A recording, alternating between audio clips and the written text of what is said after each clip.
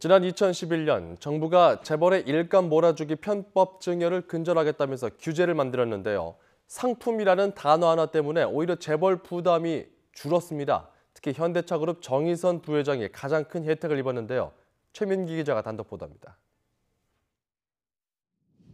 지난 2011년 정부는 재벌가의 편법 증여를 차단하겠다며 증여세법을 손질했습니다.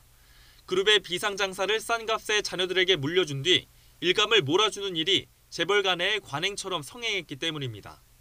개정된 법에 따라 친족회사나 그룹 계열사 등 특수관계 법인과의 내부거래 비율이 전체 매출의 30%를 넘으면 증여세가 부과되기 시작했습니다.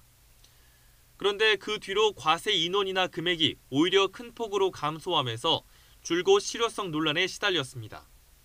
그 이유 가운데 하나는 기획재정부가 시행령 안에 뒤늦게 끼워 넣은 단어 때문이었습니다.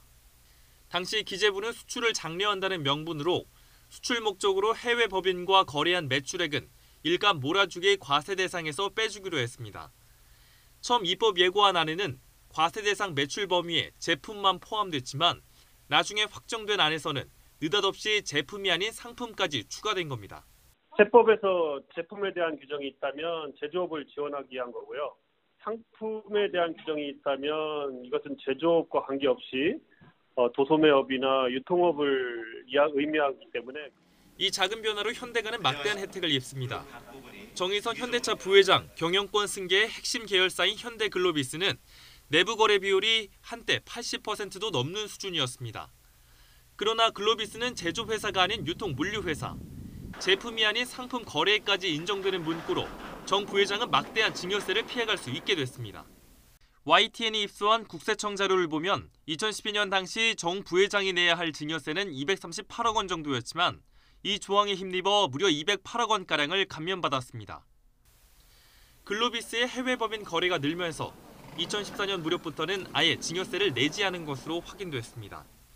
상품이란 단어가 포함되지 않았다면 그간 정 부회장이 냈어야 할 증여세는 무려 1,000억 원에 육박할 것으로 추산됩니다. 그렇다면 당시 상품이란 단어는 어떻게 추가됐을까? 기획재정부는 무책임한 답변을 내놓았습니다. 상품이나 제품이나 그게 그것이고 하나하나에 엄청난 의미를 부여하시고 있는 것 같은데요. 이제 거치다 보면요. 이거 상품 만들었네, 그러면 제품도 넣어야지 하면 넣을 수도 있는 거고, 그런 거지. 그 상품, 제품 그거는 특별한 의미가 있는 건 아니고, 처음에는 이런 정도 범위였는데 이런 정도 범위까지 확대했다. 그런 것도 내용이 전혀 없어요. 하지만 YTN 취재 결과 당시 재계를 대변하는 전국경제인연합회 전경련은 기획재정부의 입법 예고 이후 기재부를 찾아가 상품까지 포함해달라고 요청한 것으로 확인됐습니다. 그리고 전경련의 이런 요구는 얼마 안 가 현실이 됐습니다. 일감 몰아주기를 막겠다고 법을 도입해놓고도 정작 담당 부처의 허술한 규제 설계 탓으로 재벌가 편법 증여에 되려 면죄부를 주었다는 비판을 피하기 어려워 보입니다. YTN 최민기입니다.